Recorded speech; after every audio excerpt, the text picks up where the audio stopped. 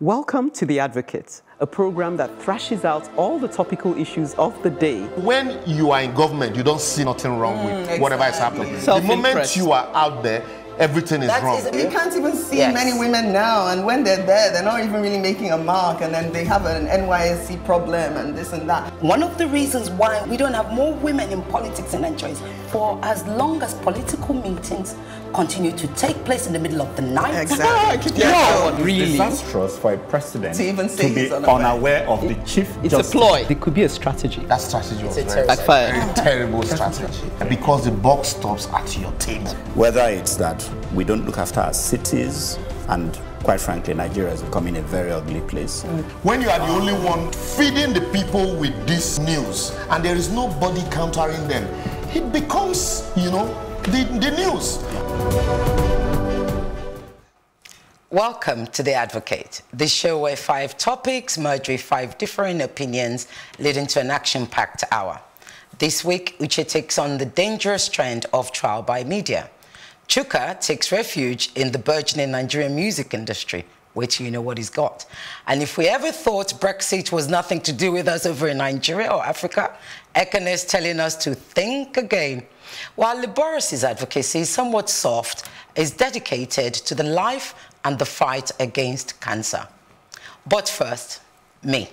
Let me join my voice with the kids to tell the adults, time to stop gambling with our future.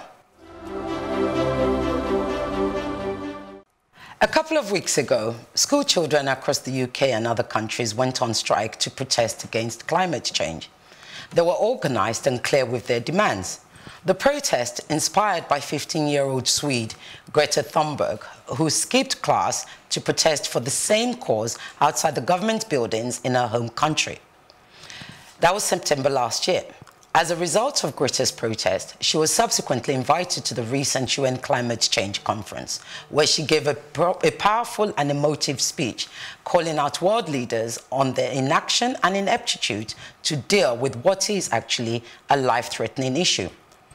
With the daily impact of climate change evident around the globe and also here in Nigeria, only a deliberate and malevolent truth denier like Donald Trump can ignore these facts. Anyway, so it got me thinking, what if school children in Nigeria took the same action, but this time to protest against the dilapidated education system that's been imposed on them? There's no parent in this country with kids in private or public school for that matter that doesn't bemoan or lament, or should I say nor lament, the state of the Nigerian education. From chairs and tables, to sanitation, to qualified teachers, to lack of basic reading material. The list goes on. So why have our children not taken the same bold, dramatic and empowering action to protest and demand their basic human rights to good, quality education in a safe, clean and conducive environment? Is it because they lack motivation, energy and fearlessness? Is it because of our genuflecting culture that suppresses the initiative to challenge and question the status quo? Is it because the parents and teachers have beaten it out of them? Or is it simply because they have watched us, the parents, submit, capitulate, and conform to decades of bad leadership? I think it's time for the kids to demand from our leaders what us parents haven't been able to achieve. It's time to stop gambling with our future. I made some notes while you were talking, and it's possible, actually, I think you said it already, which is, you know, when you were looking at the reasons why our children or the younger generation haven't taken on the same mantle as their peers abroad. And I think it's really to do with role modeling, because you can't give what you don't have. I mean, they're seeing us, like you say, you call it genuflecting culture, which is quite, you know, it struck me. They see us day after day. We don't stand up for our rights. We just take it and we move on to the next thing, and we accept it as, and they get the message that, you know, there's no point. Essentially, that's really what we're saying to them. There's no point fighting for your rights. There's no point. The system will always be there. You know, this fatalistic outlook, the children imbibe it from very young. And so how do you expect someone to rise up like Goethe if they haven't seen it modeled? You know, so that, for me, is where it starts and where it ends, unfortunately, because until someone can show a child that your voice can make a difference, I really can't see how any Nigerian child will wake up out of the blues and just do what Greta did, you know, skip school and say, I feel strongly enough about this, and I believe that if I take this action, it will result in something. Yeah, and I also agree. I think we're in a country where, you know, protesting is really kind of frowned upon anyway. People tell you, why don't you be more ingenious about how you deal with problems? So rather than protest, why don't you find another way to, you know, if they don't give you books, go and, you know, beg somebody to donate books for you or something. Well, you're seen as a troublemaker when you protest. So you look for a different way to get around it. So the onus is put on you to solve your problem. Nobody is expecting any child to go out there and start protesting. And, you know, the sad thing is, I really believe that if these children go out there, rather... We would join them. I hope we would join them. You see, what I was actually going to say is that, you know, first of all, who are these children going to go out there? Aren't they the children of the poor? Because it's not the children of the rich that are going to go out there, because they don't have those problems. So it's the children of the poor. How are they going to go out there? They're not going to. They'll just tear gas them. You know, that's my that's my major concern. I don't agree with that. Yeah, I don't agree because I think it depends on how you bring up the child. You know, poor or rich. It will be fallacious for us to say we don't protest here. If you remember, Nigerians were known to protest. I said we're not encouraged to protest University anymore. Protests, massive. The days of activism in Nigeria, you know, died with the current crop of political leadership, where money is placed far and above every other thing. And so you find that what we are teaching children these days is, you know, just solve your problem. Money will solve your problem. Once you can get it, you are okay. Don't bother about the problems of the society. Solve yours. And so you find that the leadership also, the father makes money, he sends the kids abroad where education is better. And so the kids are not here to also see the problems that their counterpart are and then he comes back, the parents in some cases beg their way through for them. Please employ him, he will cope. You put him there, fix him there. And so he really does not understand that, you know, there's need for you to protest, you know, certain ills in the society because his parents have always been there for him. Unlike those days where whether you're a son of a rich father or a poor father, you attend the same government schools. And so if there are challenges, you come out to say, we cannot accept this. But it's no longer so. I think really the problem with this country is that this country is a jungle. And until we admit it, we will never move forward. I mean, we don't like to admit when we are not doing things good enough for the world of 2019. So when we are running a jungle, I mean, liberals is talking about money, just putting money and whatever. Is that not animalistic behavior, really, when you think about it? It's just... Well, but I think I don't think this is... Yes, exactly. So they will not take the money because they're trained. It's the policing that restrains them. It's not because some don't. No, I don't think so. Some would. I think recently I read about the FBI. They bust the case wide open, where celebrities are trying to get their children into Yale and Harvard by cheating the system. It's not just Nigeria. We must stop thinking that Nigeria is the only one that suffers from this. How many celebrities are there? That's why it was a mass. No, it wasn't just celebrities. I think we should pull it back because what you're saying is, you know, shouldn't the children start to protest? So let's talk about why the pros and cons of the children protesting. No, I'm against Nigeria being seen as a kind of special case. Yeah, but the only reason that I think Ikene is right. But let me go back to what Uche was saying, and you're right. What I am saying is that the children, we need to encourage our children to stand up for what we, the parents, know is right? And I think it's not about whether you're in private education or you're in public education, because let it be known that those children in public education, they're also the same people that your child in private education are going to have to meet at some point in life. So it's up to us. And I understand what Liberos is saying when he says that the will to be an activist in Nigeria was beaten out from Babangida times when they used to think it was in Babangida. It wasn't even the ones now. I was just going to say, in Babangida times and everything. That culture is that culture.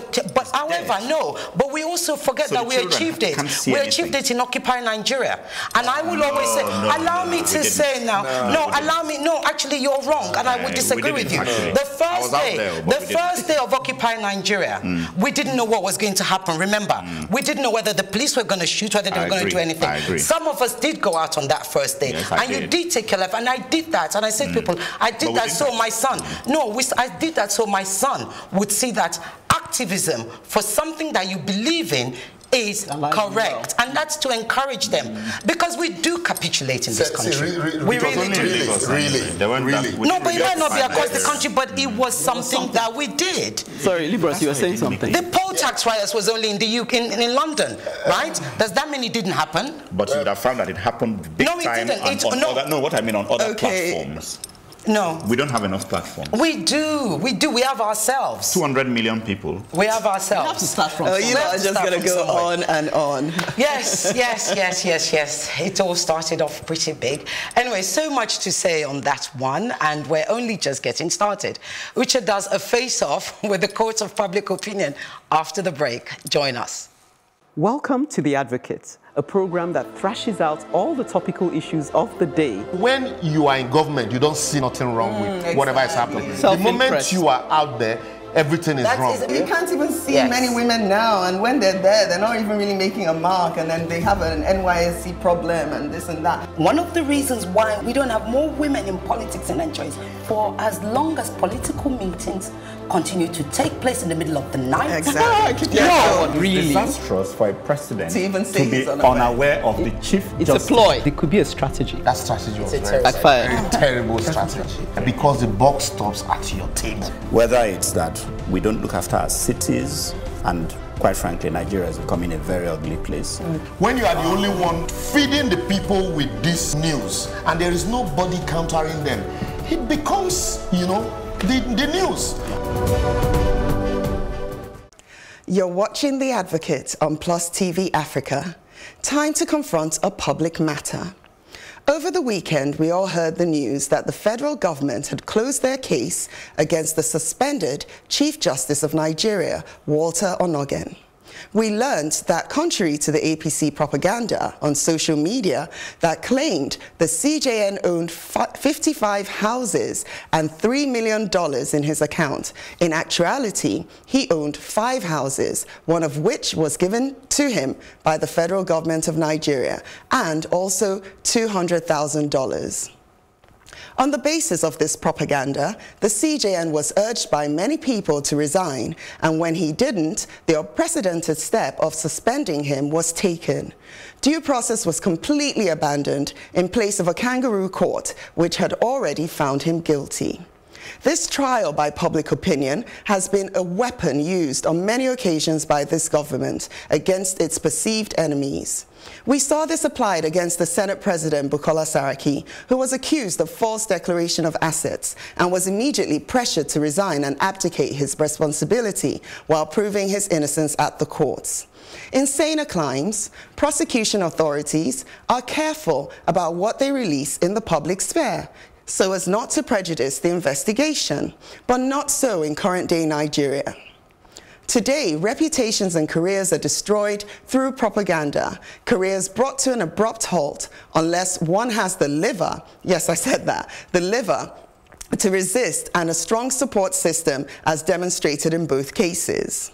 But my main gripe is with the learned, intelligent folk who, just because they support one party over another, are quick to add their voices to the bullying, supporting their lack of evidence and abandonment of due process with moral-based arguments. The moral thing to do, blah, blah, blah. If we don't start standing up to this government and demanding due process to take place before forming our opinions, we're complicit in the destruction of lives. And next time, you may be at the receiving end. Yes, I think Buhari has ruined this country with the way. God. Yes, with the way he. So the country hasn't been getting ruined for the last 50 years. It was, but I think he nailed the coffin because this whole thing of so it wasn't going to Babangida the that nailed newspapers. it. No, Babangida did not even publicize everything in the newspaper. He was doing his own coded yes, and quietly. behind the scenes. Yes, you prefer that, do you? Well, I think I do. You prefer corruption under the table. No, not corruption. Yeah, we will catch them because it's still corruption. Really? It will never be hidden. Have you caught Babangida? I can catch him. If you ask me, I'll catch him. This is funny. I'll catch him. Now, Buhari is a noisemaker who came in and said, everybody has been corrupt. I'm going to tell you all of them. And he started and he was, doing for 4 years. That's what he's been doing. And now when he won another election, what was the first thing he was saying? Yeah. Oh, I'm going to catch them. Yes, I mean, he hasn't caught anybody, by the way. Don't mind him. Anyway, while we're at it, there's no need for this what do you call it? This trial by public opinion. Trial by media. It is media. That's what I wanted. There's no need for it. Where I said before that this is a jungle, and I know why I said so. It's only in a jungle that you just throw in things like that, and you think you will make progress with it, and everybody will condemn Onoge, and everybody will condemn whoever else. Do this thing behind the scenes, and let us hear that somebody has just been found guilty. Let me just come in a bit, because I just think Nigeria is not unique in this Absolutely position. not. It's the Smollett case. We just Smollett. Justice Smollett, just now. So it's still booming, and it was blown out of proportion. I think we shouldn't talk about the Smollett case. Yes. I think that a lot is being hidden. And It doesn't matter. It's about trial by media.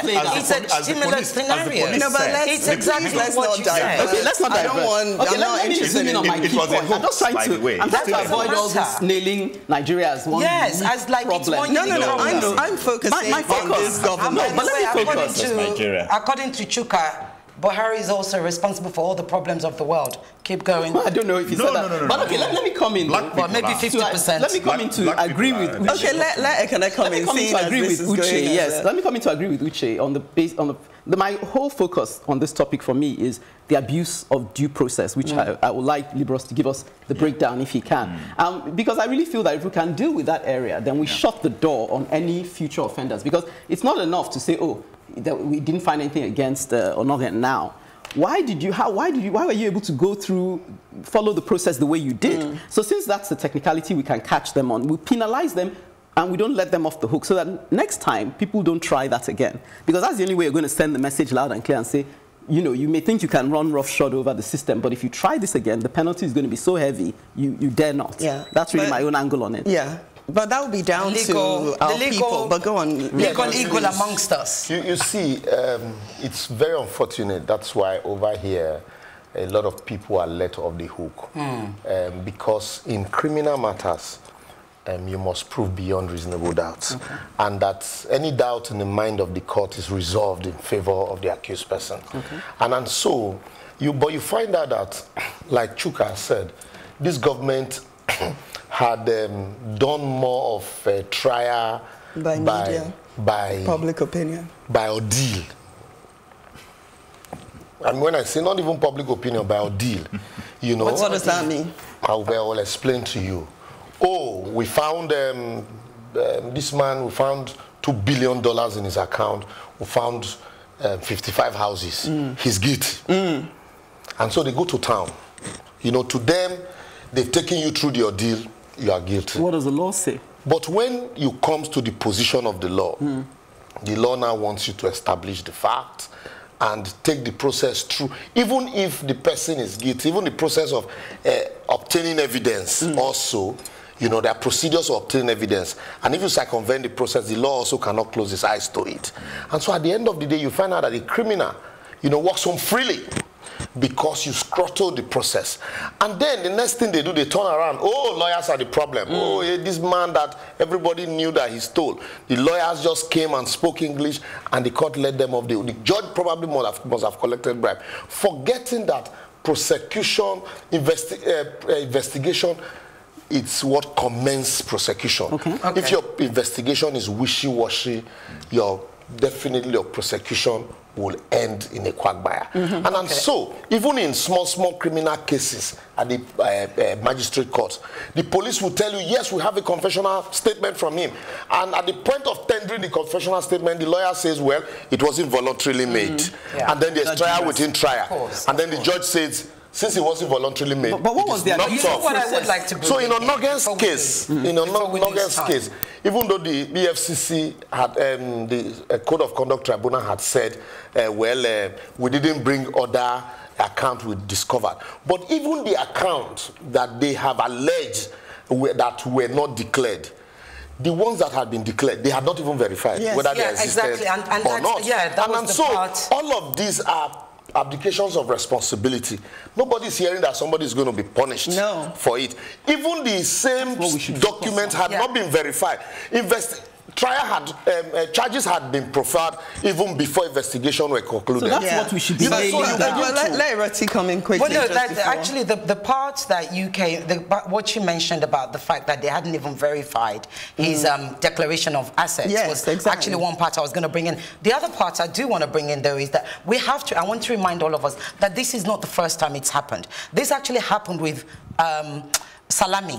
During GEJ's time, he did exactly the same thing. You can come in and correct me on the legal parameters of it. But what I'm saying to you is, trial by media, wrong as it is, and it must never be encouraged. Yes, it is a detriment to our judicial landscape. It doesn't work for anybody. But allow me to say, it is not only this government or this country that actually does it. It's actually something that a lot of countries and governments do when they're fighting political propaganda. So we need to find a way to do it. So now, the reason I'm highlighting this... Buhari didn't teach the world how to do this. They were doing it before he came along. So my own focus is how do we starve this kind of thing? Yes, we, the people, have to say, we have to educate our minds. This, so we have to review process, but legally they have to penalize them now. Yes, absolutely. And you know what's funny? I asked Liberos before the show started. So now that we found out these things, what's going to happen? And oh no, they still know the case isn't over. We must say that. Where's the camera? The case is not over, actually. You see, because it's not to be quick. Yeah, because some of these issues are, there are interests, there are vested interests underneath, and so you will see it first time. Exactly. Look at the case of Sambo Dasuki El Zazaki. Court grants bail today. They say, oh no, there's another charge somewhere. So for me, there's a thin line between prosecution and persecution, and so it messes up the whole system. But quickly, you find out that when you do things this way, it allows a criminal to walk away freely, because you walk. All right, wow, okay, I have to round up now. That was bound to stir up things, but Chuka says there's a silver lining to all of this. I look forward to his showing us after the break. Welcome to The Advocate, a program that thrashes out all the topical issues of the day. When you are in government, you don't see nothing wrong with whatever is happening. The moment you are out there, everything is wrong. You can't even see many women now, and when they're there, they're not even really making a mark, and then they have an NYSC problem and this and that. One of the reasons why we don't have more women in politics in Nigeria is for as long as political meetings continue to take place in the middle of the night. Exactly. Really disastrous for a president to even say be unaware of the chief justice. It's a ploy. It could be a strategy. That strategy was very terrible strategy. Because the buck stops at your table. Whether it's that we don't look after our cities, and quite frankly, Nigeria is becoming a very ugly place. When you are the only one feeding the people with this news, and there is nobody countering them, it becomes, the news. You're watching The Advocate on PlusTVAfrica. Let's turn our minds to the positives, shall we? There could be a silver lining to dark clouds, they say, if it was not clear to many Nigerians that Nigeria would crash out of the World Cup. It was to those who prefer not to wish for the impossible. This is the same dark cloud that hangs over Nigeria in its being. Some work hard against the odds to create a new narrative, but the odds are quite great. So I remember the Adidas kit designed for our team. If anything, we were dressed for the game. The kit sold amid queues abroad that included non-Nigerians. But what really touched me was the tune, It's a Goal, especially the remix sponsored by Coca-Cola. This song made me think we could do anything. It was just some jingle. It was not just some jingle, actually. Same went when Ambode ran for governor, and the song Bakare was dropped on us. Our music industry is growing. There's so much positive there, and if football does not go as planned, or Ambode is pushed out by his party, APC, we can still dance away. let's keep building Nigeria any which way, in spite of the odds. Musicians have always been there for us. Can others be there too? Right, can I come in here? Because I was right, first and foremost, yes, much as we love that track, is a goal, and also the embodied tune. Yes. I am so annoyed, you all know, I am so annoyed that it's totally spelt incorrectly. 2 Yoruba words, not only is it spelt incorrectly, it's been merged together, similar like a gbagbe. There's no something as gbagbe. What does bagbe mean? Oh. So it's been spelled incorrectly. That's number one. Today. And I can't forgive them. Like, I'm sorry, I'm a custodian of my language. Okay. I can't forgive them for that. Okay. But also, the problem I think we have in Nigerian music overall is irresponsible lyrics, right? Lyrics that encourages not societal ills. So I bring, what always comes to mind is Tiwa Savage's codeine diet. Most people are dancing. No, allow me. No, I don't actually. She's actually, her brothers were my friends from England, so I don't. No, it's got nothing to do with it. It's not, let's not make this personal. Yes. Really, honestly, because we're on TV. And I don't want people to think this is personal. Fair enough, right? Yeah. My thing is, there is a song called On a Codeine Diet that she sang, which is a big hit. And what do we know we have in this country? We have an epidemic of drug abuse. And these songs have been listened to and danced to, but it's not decriminalizing it, unlike Olamide's, what's the, I forget the title of Olamide's Science Student. No, Olamide's Science Student is illustrating how children from VI, children that were sent to Harvard, those are his lyrics actually, children that were sent to Harvard to study, they end up on drugs. So he's basically juxtaposing how this thing affects society. In her case, she's talking about on a codeine diet, on a codeine diet. I don't like that. But however, that's the thing. Much as I do agree that there is I love the fact that the Nigerian music industry has come into its own and it's shaping the world in the way that we want it to, as in with regards to owning space and being respected. We need to be careful. We really have to question and interrogate the lyrics that have been thrown out there. But you see, the stuff that you... No, please, though, let me just get my own out, because I know you want to take the mic. I'll just let me do my own. I'll leave it. Don't worry, no, because earlier you were making the point of stating that it's not just in Nigeria, it happens all over the world. So yeah, and I want to say exactly the same thing. But they've decried rap all over the world. Rap music has been cleaned up. It's not even just rap music, which was actually rap music, which was actually gangster lyrics that used to propagate and promote sexism against women, guns and everything. But it's not even only rap music that has irresponsible lyrics. Apala Juju, find it for me. Sorry, quickly. Okay. Jazz. What music is the world promoting today? That's what the world is promoting is the breeding, decadence, and not even the lyrics. When Inyanya sang beautiful lyrics, nobody bothered. Yeah. Nobody no bothered. Tune. But when he started singing your waist, exactly, everybody started dancing. And but that's not the same thing as a codeine diet. Let me finish. They're all part even abroad. What people are selling these days is the rhythm. It's the rhythm, yes. That is why it is DJ Cook the Beats. Malologede, away, ilogede, we know you dance the night away. And you dance the night. And then the next thing, chop banana. Oh, please help us. And let me take it from you. If people are not buying this, music, then it won't sell. These same boys would sing to what you will buy into. Let me sorry, quickly, rounding up, the music industry has come a long way. Yeah. When the Felix Liberties of this was sang Gozi and the rest, it didn't go worldwide. Exactly. But today, when they are singing your waist, it's gone viral worldwide. So it is for us people to say, okay, this is what we want to hear, and then they would just. To be honest, I just want to come in. Please, I know you come in, but I actually think all this one that we're proclaiming, we want responsible lyrics, nonsense. Your waist is irresponsible lyrics. You put your money where your mouth is. If you really truly want responsible lyrics, invest in it. Yes, you invest in it, or you're not the one that's buying it. Your child is the one that's downloading it. The reason, and you don't know about it. I downloaded Fela. I downloaded Fela. Can I just make my point? The reason these people are making music with these lyrics is because that's what people want to hear. And I'm going to simple as that. point. That's what people want to hear. And my point is really to take it in a different direction. Okay. My point is really that I have a beef with Chuka's angle, which is that he's basically saying, unless I'm missing the point, that, oh, well, even if you don't win the World Cup, let's at least dance to the music. It's almost as if you've already, you know, it's a foregone conclusion that won't amount to much. Let's just take no. Let me land. Then Chuka can also talk. Yes.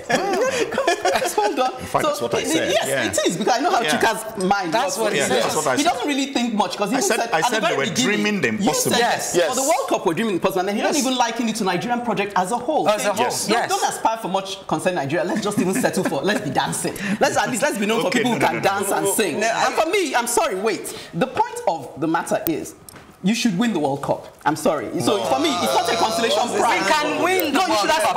We can win. You should aspire to win. And I'm sorry, it's not a silver lining for me. For me, like you go to win World Cup and you come away with, I won the best. I'm a codeine diet. For me, that's too superficial. It's not the same thing. Deal with the things that matter. Let's deal with things that matter. Yes, wait. You're not supposed to be known for. The thing is, for those things. You are known for music. If you go, I went to a club in England, or a black club in Miami, and unlike before, you listen to the Lionel Richies of this world, the Kool and the Gang, but you would hear Nigerian jams from the beginning of club to the end. We're selling that well. For football, it is obvious, even our local league, we're still grappling. And so if you now say you want to go win World Cup, when even your local league, you have not developed it, it's a tall dream. That's concentrate on the ones, your area of strength. Yes, that's exactly that's your area of strength. You were entering a World Cup and you came away with best hits. You shouldn't be celebrating. Yeah, you have. No, I can't celebrate, because that's a win. Because nobody expected our kids. It's a goal with our kids. It's a goal. It's a goal. That is a goal. I love that. I couldn't Nigerian Jazzy is a goal. I love that. Over the bar is a goal. No, but I think we should. I mean, we need to. I don't want to be like Chika, who has capped it at. It's a goal. I want us to lift our eyes to higher. What Chuka is saying for me. Chuka is already calling Nigeria a jungle. He's not hoping for much from a jungle. In the midst of this jungle, look at the positive is a goal. And then take out the positive. Since you can't kill yourself, it's like last week you said it is well, it's okay. It is. No, Chuka needs to come in. It's a goal. But you know, to be fair, I didn't say it is well. I said we have it's a goal. It's a goal. That is a goal. And let's work and score more goals. And a goal. Chuka is a realist. And Chuka is actually saying that, you know, Nigerian Jazzy is a goal. It was a goal. Look, that jersey has united us. I love it. I love it. It's still on the street, so. But there has to be more substance to it. And next time they will take us seriously and produce more, because Nike actually didn't produce enough, which is why it sold out, and we had to go to the boys from Abia markets to go out. But would you really just want to be known for a jersey? Instead of going in China. Do you really just want to be known for a jersey if you had the option? We wanted to be known for football, but since they didn't know us, they knew us for it's a goal. So let's celebrate it's a goal. Let's not stop there. It's just this. We won't stop there. You know what? But we won't stop there. But the fact that we are not able to proceed beyond there, let us celebrate reality. All jokes aside, I think Chuka is right in the sense that, look, if things don't work out well, he's saying take glory in the things that you do right. That's really, And we did a jersey that's It's a goal. It's a goal. You know? Yeah. Sorry. Goal. That jersey was a goal. This is my mom thought so. Over the bar is a goal. So you've been hearing from us. Now it's time to hear from you. Concerning the topic, it is well, and why we seem to hide behind a religious veneer.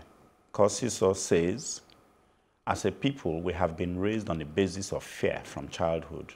We feel there's nothing we can do to change things, and doing anything will raise the dust and upset the status quo. Concerning the topic, delusions of grandeur, Anthony Okoye says, well said, let's hope they will listen. On holding our leaders accountable and the list of recommendations, Penny Gamlin says, they really are very sensible ideas and should be written into law.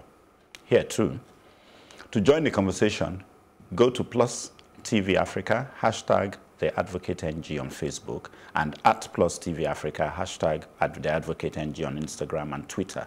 We look forward to hearing from you. Time to go for that quick break. Don't go far though. Ekene will shortly be sounding the alarm against what she sees as an exit culture. Welcome to The Advocate, a program that thrashes out all the topical issues of the day. When you are in government, you don't see nothing wrong with whatever is happening. The moment you are out there, everything is wrong. You can't even see many women now, and when they're there, they're not even really making a mark, and then they have an NYSC problem and this and that. One of the reasons why we don't have more women in politics in Nigeria is for as long as political meetings continue to take place in the middle of the night. Exactly. Really disastrous for a president to even say to be unaware of the chief It's justice. a ploy. It could be a strategy. That strategy was very terrible strategy. Because the buck stops at your table. Whether it's that we don't look after our cities, and quite frankly, Nigeria is becoming a very ugly place. When you are the only one feeding the people with this news, and there is nobody countering them, it becomes, the news. You're watching The Advocate on PlusTVAfrica. Time to sound the alarm. I want to talk about Brexit from the point of view of it representing the breakdown of the pursuit of a group agenda, an international or federal political community versus a national or state community. Brexit concerns us all because we all struggle with the option to make an exit every time we feel we cannot make sacrifices for a shared goal over our individual or narrower group vision. In principle, the idea of a European community where shared values and practices are exercised and enforced is a good one, not only because it guards against another, God forbid, World War scenario and Hitler era, but because it makes economic sense. Goods, services, and tourist opportunities can be pooled and interfaced to their maximum advantage. A community of communities. In practice, however, some, including myself, have been concerned that this community could mean conformity to a European state at the expense of the sovereignty of the nation state. Issues such as immigration and border control, as well as a common currency, have been raised as examples of detrimental aspects of this shared community. Although here in Nigeria we're not divided on issues of currency or immigration, we can relate to fears of the lack of accountability by those making decisions on our behalf at the center, and an absence of a respect for our group differences. In other words, some feel we're being forced fused in the heated melting pot that is our national project. Arguments are being made for the breakup of Nigeria even today. On certain forums, it runs like a refrain. We don't want a certain people holding us back or imposing their rule over us. We want to have the power of self-determination. We want to exit the Nigerian project. Although these arguments can be considered individually, no man is an island. Looking at unions like the United States of America and even what is working for the European Union despite their challenges, we see that where there is respect for our differences and accountability in governance structures, united we stand is still the way forward. For every argument against uniting for the common good, there's several arguments in favor of staying together. Let's not assume that the door-marked exit is the way to go. Yeah. Dr. Nnamdi Azikiwe once said, when two incompatible mates, they agree, the only way they can move forward is to agree on certain issues and agree to disagree. To agree. Agree to agree on certain issues and agree to disagree on others. The problem you find with most people who are consistently looking at the exit door is that they find it difficult agreeing to agree or agreeing to disagree. Okay. And if we all agree to agree and agree to disagree, no matter how incompatible we are, we can coexist. Okay. That's one problem that it's happening with Brexit. That's one problem you see in Nigeria also, where some people, it is only when they're out of power they feel marginalized. It is when you don't hold the lever of power or that thing that you want, you desire, you feel marginalized. But there are some other areas where you can actually impact if only we agree. This is the way to go. This is how we can do it. This is how we can individually or collectively do it. Well, everybody will benefit, but nobody's looking at that, bigger picture, and that's why we see it that way. No, you see, I think the reason why this Brexit thing is happening is because Britain has, in essence, lost its sovereignty. So there's so many, Brexit now, I mean, the EU makes the laws for some would disagree with that. No, they actually do. Some would say Britain has the strongest voice. But it's no. Yes, they do. They have the strongest bargaining power, but the EU makes the rules, and that's why you're seeing there's a lot of like unrest going on in various European countries now. So the people are no longer happy with what the EU is dishing out to them, and they feel like it's about time, you know, their considerations are now being put to the front. So you find you're hearing about the yellow jackets in France. You're now finding that it's the people that are fighting against their government because they're not happy with their government not listening to their needs. Because Europe is dictating to various individual countries about how their countries should be run. They don't know they don't know how to tell those countries. This individual country makes up Europe. So Europe it's still different. It's still different. The reason why we in Nigeria we're not happy with our leadership is because many of us believe that our leadership has lost touch with what we want, and it's the same thing going on in the UK. It's the same thing going on in France. Yeah, it's even the same thing beginning to go on in Germany and that's many of them want to break away from Europe. And you know what? I believe that there are times when you should break away because this one about agreeing to disagree and agreeing not to disagree and all whatever you said is that first of all, the government, if for instance the government is imposing their rules, imposing all manners of their will on the people don't even have any option but to be like, oh, okay, I'll just take it. That's so the agreement now they are fighting back, and that's what you're going to see. It's going to be like a wave cruising the government agrees to the entire Europe. So I don't know. No, it's true. You're seeing in the UK, there's still a divide. It's huge. That's what the people that want to remain want you to believe. Majority of people, when they voted, majority of people voted to leave. But they said they did so because don't mind them. You hear all these things. You hear it. Let them vote again. They wanted see. their country back. Yes, it was people want their country back. Nationalist Brexit ideas or racist ideas. They felt they had lost their country. And I think even I can see that they lost their country. Oh, really? Oh yes. Yes, they have. Oh yeah, even me. No, not to Europe. They had lost it to everybody else but themselves. I feel sorry for them. Okay. Let's be fair. You know, we haven't lost Nigeria. I want you to. That's why we don't realize it. Ekene, you and I are on the same spot. I want to finish. And you know, look at the negotiations for Brexit. It's amazing how the European Union officials, the Michel Barniers and all those funny men, just look so much more important than Theresa May. But that's not their fault. That's Theresa May's fault. Because she's a maybe, not a... Hang on.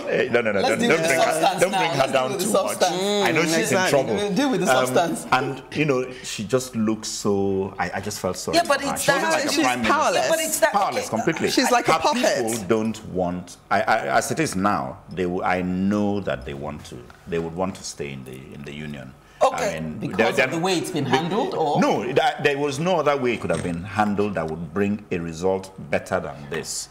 Even if you handle it better, you seemed like a more whatever. You'd still come back. Now they're beginning to fail. Libera, sorry to stop you. First of all, I totally disagree with Uche about what Brexit is all about. The biggest problem with Brexit is that the same people that voted Brexit don't actually know what the EU stands for. That's the one fact. No, it's not here we go. No, it is. You're being very derogatory to some people. Whatever their understanding is. The next day, go on your Google, ask Google, because Auntie Google, she got all the facts. The day after the Brexit vote, the biggest search on Google was, what is EU? Fact, not fiction. Go and check it. Although it doesn't mean they didn't know what it was, They said, it just means they want to be sure. Number two, the second biggest problem with Brexit is the fact that they allowed people who were too old to actually gain the benefits of Brexit to vote. Okay, for the future of the young people. So you're being ageist. Allow me to finish, please. Okay. And that's why I said I wanted you to go first, because when this Brexit thing, that's number two. Number three, it's not ageism, it's just fact. Number three is the third biggest problem you have with Brexit today is that the majority of those, the old people who voted in that 17 point something million that voted, a lot of them have since died. Yeah. Right. So there you go. Now, talk about the young people and the fact that Ekene is right about the fact that you need to stay as a union. The world, we are currently working towards a united Africa. Allow me to finish. I'm just shaking my head. Working towards a united Africa. Every single African leader will say to you, we need Africa to be united. We need to break the borders. We need to be able to trade with each other so that things can go faster, right? And yet, America is staying united. Africa is trying to get united. The European Union, who, as a result of the European Union, they haven't had a war in Europe because of the EU. You are saying that it's okay. But the people are fighting their government. So which war are you actually preventing? Is conservative xenophobia. Oh, That's the biggest problem we have. Xenophobia. Let liberals come in. To round up on this. People don't understand Brexit. Because I am trying to take it from the two angles. Yeah, and I want to see how it feeds into the Nigerian project. For me, really, it's about fear, unnecessary fear that are not founded on reality. Take, for example, bring in Nigeria first. Yeah, I'll take from Britain to Nigeria, and then Nigeria, I'll end it. You want people, foreigners, to come school in London, in Britain, and you want money. Yes. You earn from there. You want people to come to your country wake up at 6 to come spend money. You want people to come work, you know, and then even buy into your real estate. And yet you say these people shouldn't own a part. It's the same thing with this Igbo Yoruba affair. Lagos Island those days, you know, it was Yorubas, but now you're selling your properties to the Igbos, and at the same time you say, no, we don't want you here. You know, so in Nigeria, really, if you look at it, is good. All for one and one for. Yes, all for one and one for. The only problem is that there is this misunderstanding. If we can sit down to listen clearly to each other. This EU we talk about are inhabited by leaders from all of these countries. And so they sit down, instead of looking at the positions from only the British point of view, from the German point of view, they look at it from everybody's. Will, you know, be beneficial for all of us. And then when one group now says, no, I want it to be beneficial to only me, just me, then you say the decision is affecting you. So that's what's basically happening here. Wow. And all the funding that they were getting from the EU, where they're going to get it now until... Sorry. Although I hate to say it, it's time to hit exit on this one. Libras is set to score an inspirational touchdown as he focuses on the fight for life after the break. You're watching The Advocate on PlusTVAfrica. Time to spotlight a special individual. My advocacy for this week is dedicated to Mrs. Omolola Abimbola Nonna, fondly called Lola by friends and family, who just passed on the early hours of 23rd February 2019 on the presidential election day. And to all cancer patients and survivors, this message is taken from her writing, Reflection of a Hard-Fighting Cancer Patient, and it's titled, The Human Mind is Powerful. Here, I looked at myself in the mirror today. I realized I'm used to the bald head. I'm used to the look, and I asked myself, how can someone get used to a bad look such that I don't even mind exposing it, if not for the many questions I don't want to answer? Is there really anything the human mind cannot overcome? Doubtful if there is. Even the Bible says of the Tower of Babel, nothing shall be possible because the people are of one mind, and he had to scatter their language to make them not of one mind. The mind is wonderful. When the problem starts, it just seems insurmountable. But no, it isn't. First, it's not a new circumstance. If you check, it's common to man. You are likely not the first person it's happening to. And if you are, think what trail you blaze. A strong mind is required, and it depends on what you feed it. Focus on victory always. Think of the problem you've surmounted and how impossible the mountain looked at the beginning. Then project yourself into the future of this current circumstance and see what victory will look like. Let that location be your residence from there. Your mind must see that successful end, and your body or everything else will follow there. That's the secret of victory in every circumstance. I don't believe victory comes by speaking and declaring victory in a negative circumstance, and not only where the circumstance has disappeared and the victory manifests already. You see, one thing that struck me, about, her messages and her life is that, this was a young lady going through, this problem, but she chose not to dwell in the problem. And so she was actually, most of this write-up were to encourage, people who were going through similar problems, even had messages for her children, for the husband, and and then this write-up were discovered, after her demise. And okay, so she left a letter. She left letters. She left notes. Many memoirs. Memoirs. Some experiences. In the hospital, and there's also in some cases she even imagined what other people who could not afford. The kind of the treatment that she could afford. At some point she even talked about, not allowing yourself to dwell in the problem. Still be the best that man married in spite of all of these. Put on your best look. Try as much as you can to look good. So I shed tears. Reading through. She was actually my wife's friend, and so I said, no, you know what? Today my advocacy will be dedicated to her and so many other cancer patients out there who are going through the same problem silently, because you can only imagine, the pains. There was one she talked about, why must it be me? Why should I be the one, so it's like a big cross that you really can't, fathom. Yeah. I think you're so right, and I think this touches every one of us. I don't think there's anyone on this panel that's never had anybody that's died for cancer, but I can actually speak for myself, if I may, and I actually have somebody who is extremely dear to me that's currently going through the experience. Yeah. If there's one thing that I will say is those, what happens with, I've had three girlfriends be killed by cancer, and I do call it killed because it takes their life away, brutally. But if there's one thing you do learn from cancer patients, either the survivors or those who didn't beat it, is how to actually make the most of life. Like Lola was saying, is how to value the things how to put value on things that truly matter, rather than all the other bits that we're running against. But I think also is, they tell you to look at the positive. And that's the positive that I'm going to look at, is that when you're going through chemo, and this is what I learned from the likes of Lola and my friend and the person that's extremely dear to me who's going through it right now, when you're going through this old chemo treatment, it gives you a chance to reflect and reevaluate. And also the best thing and the only gift you can leave, because look, fact is, the person that's dead has gone to rest. Those that remain alive are the ones that's got to battle through, and we end up with so many questions like, why her? She was so good. God, what are you doing? Are you really there? Were you listening to our prayers? Okay, it's your time, but can it not be our time? These are some of our messages. Yes, why didn't you accept some?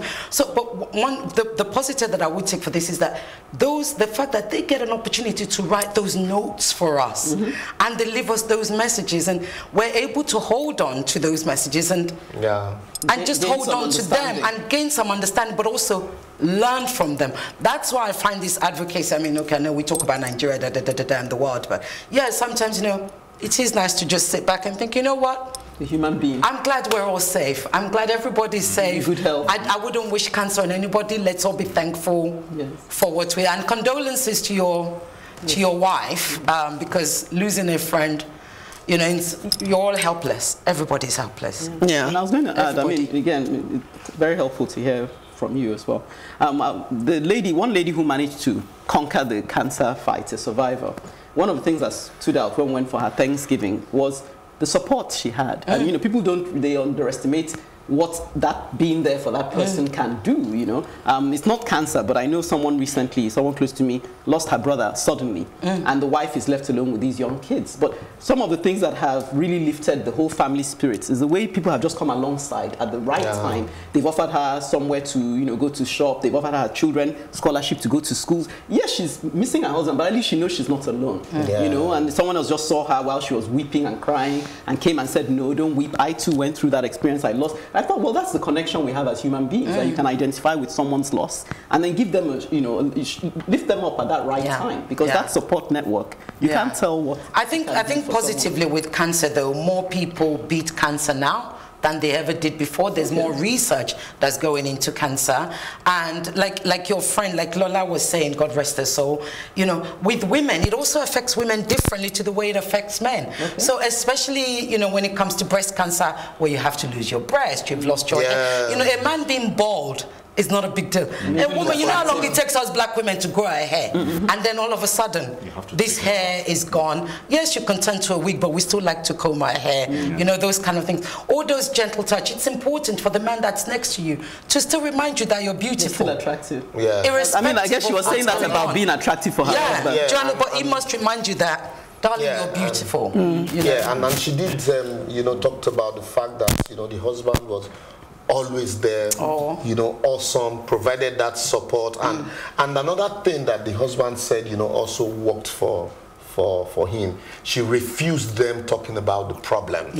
You know, let's enjoy the time that we have together. And so, you know, it was like, you reading through it, you just, you know, you imagine the strength, you know, going through these challenges. And so I just felt, you know, I imagine what so many other people like her, you know, who are out there also. So many. And, you know, there was a time she talked about, you know, here it's not, you know, so common. You know, people, friends having to come to the hospital to see off a patient who that day was her last day. In the hospital in America. You know, they knew she was going to die. She was going to die that day, and, you know, her schoolmate came, you know, a young... Yes, I had my young cousin die in my arms. This was in the UK. Again, it was cancer in the stomach. And one of the things that was important was it was going to be, because you keep praying that they're going to beat it, but it gets to a point where if they give you a month, you may get 6 months. Because they're not God, are they? They can only tell you what medical science says. So, you know, yes, you do encourage, and those who have lots of people around it, come and say your goodbyes. Just whilst you can still talk, whilst you can, you know, and all of that stuff. And it's important, like she said, it's important for you to be able to get a chance to say that goodbye. I also have to say, the Nigerians are getting better in actually dealing with these things. Cancer was something we never used to talk about before. As a culture, as a people. Yeah, that's true. Yeah, that's true. Now we're talking about it more. Several of our parents, grandparents died of cancer. They didn't know, they just said they died. You know, the tummy was getting big. Or something was doing something. You know, but yeah, you know, Liberus, you've got me all emotional. Yes, I can see you. Even me, I'm all the memories are coming for you. Uncle jokes. Yeah, I think, you know, sometimes, how do people, you know, when you know you're going and then you're writing and trying to be positive, you know, it's a very strong thing. Where'd you find it from? Yes. You know, in those days, I would think, but you're thinking of others, not even yourself. Is the person faking it? Is he writing it so that when he's gone, we think he or she was tough? It's a good question. Well, from the inside. I think they stay. They're actually positive. I mean, I had the privilege. Do they really no, feel I that? think they actually feel it. Yes, you know, because I had the privilege of interviewing. I think all of us would have probably heard of the lady Debbie, and she came on my show, and I spoke with her, and she was exactly like, she sounded like this lady Lola. You know, she was very hopeful, very strong. She had lost all her hair. She was really thin, but she believed that everything was going to be okay. And I actually ended up believing that everything was going to be okay for her. And then only for me to hear, you know, a few months down the line. It's that belief that kept her going. Yes. That kept her going. Look, the person in my life that I said is going through it, I remember something the person said to me, and I'm trying not to use a pronoun, so, no, you know. So she said, look, this thing is not going to kill me, but I'm going to die with it. Because the person has an incurable form of cancer. Yeah. It's always an education here on The Advocate as we seek to provoke and inspire. For more of the same, be sure to make it a date with us, same time next week. Till then, let's keep advocating for a better society. I must say thank you for my fellow panelists and to you viewers at home. It's been inspiring. Thank you. Bye-bye. Bye-bye. Bye. Welcome to The Advocate, a program that thrashes out all the topical issues of the day. When you are in government, you don't see nothing wrong with whatever is happening. The moment you are out there, everything is wrong. You can't even see many women now, and when they're there, they're not even really making a mark, and then they have an NYSC problem and this and that. One of the reasons why we don't have more women in politics in Nigeria, for as long as political meetings continue to take place in the middle of the night. Exactly. Really disastrous for a president to even say to be unaware of the chief justice. It's a ploy. It could be a strategy. That strategy was very terrible strategy. Because the buck stops at your table. Whether it's that we don't look after our cities, and quite frankly, Nigeria is becoming a very ugly place. When you are the only one feeding the people with this news, and there is nobody countering them, it becomes, you know, the news.